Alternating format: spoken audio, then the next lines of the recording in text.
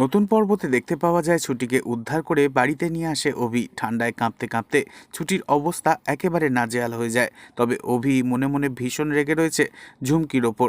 অভি দাবি করতে থাকে ঝুমকি ইচ্ছে করেই ছুটির সাথে এই বাজে কাজটা করেছে। তখন ছুটি বলে, সবার আগে দরকার প্রমাণ। প্রমাণ ছাড়া আপনি এভাবে ওকে দোষী সাব্যস্ত করতে পারেন না। তখন অভি বলে, আপনি এভাবে ওকে আর আড়াল করার চেষ্টা করবেন না তো। অনেক আড়াল করেছেন ছোটোর থেকে, আড়াল করে করে ওর অভ্যাসটা খারাপ হয়ে গেছে।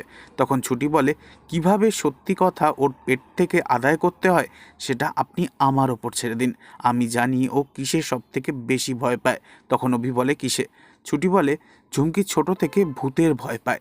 ওর পেট থেকে সত্যি কথা বার করতে কোন ওষুধ লাগবে তা আমি ভালো মতো জানি। এরপরই দেখা যায় বাড়ির বাগানে আজ ভূতের ভয় দেখাতে যায় ছুটি, আর সেই জন্য ছুটি নেয় ভূতের ছদ্মবেশ। সাদা শাড়ি, মাথায় সাদা চুল।